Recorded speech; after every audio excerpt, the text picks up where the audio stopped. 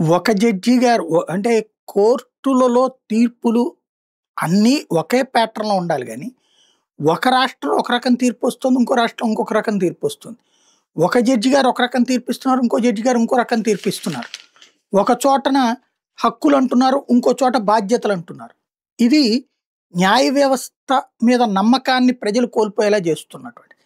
ఈ సిట్యుయేషన్‌లో తీర్పులు అనేటటువంటిది అన్ని చోట్ల ఒకే విధంగా ఉండాలి.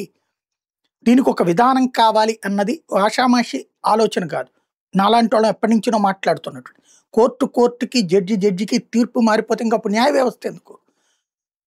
ఖచ్చితంగా తీర్పు అనేటటువంటి శిక్ష అనేటటువంటి దానికి సంబంధించి కావచ్చు, విడుదలే కావచ్చు, ఒకే పద్ధతిలో ఉండాలి. చట్టం ఒకటిగానే ఉంది అందరికీ. కానీ ఇంటర్ప్రిటేషన్ అన్నటువంటిది ఎవరిష్టం వచ్చినట్టు వాళ్ళు చేస్తున్నారు. నీకు ప్రత్యేక అధికారాలు ఇచ్చింది ఆ చట్టంలో లేనప్పుడు లేదా ఎక్స్‌క్లూజివ్ పొజిషన్స్‌లో అంటే స్పెషల్ పొజిషన్స్.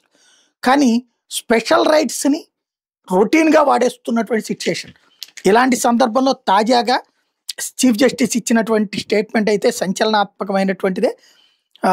ఏదైతే న్యాయ వ్యవస్థలో బార్ ధర్మాసనాల ప్రాధాన్యతను వివరిస్తూ కోర్టుల్ని రాజ్యాంగానికి రక్షకులుగా భావిస్తే దీపం పట్టుకుని వారికి మార్గాన్ని ప్రకాశవంతం చేసేవాళ్లే బార్ సభ్యులు. న్యాయమూర్తులు విధులు నిర్వర్తించడానికి బార్ సభ్యులు ఎంతగానో సహకరిస్తున్నారని ప్రశంసించడం ఒక ఎత్తు అయితే, ప్రధానమైనటువంటి అంశం అంచనా వేయలేని తీర్పుల సంఖ్యని, తీర్పుల్లో భిన్నత్వాన్ని తగ్గించడానికి యూనిఫామ్ నేషనల్ న్యాయ విధానం తీసుకురావాల్సిన అవసరం ఉందని చెప్పారు. న్యాయస్థానాలు ఖచ్చితత్వంతో, స్థిరత్వంతో తీర్పులు ఇవ్వడానికి చర్యలు తీసుకోవాలని చెప్పి సూచించారు.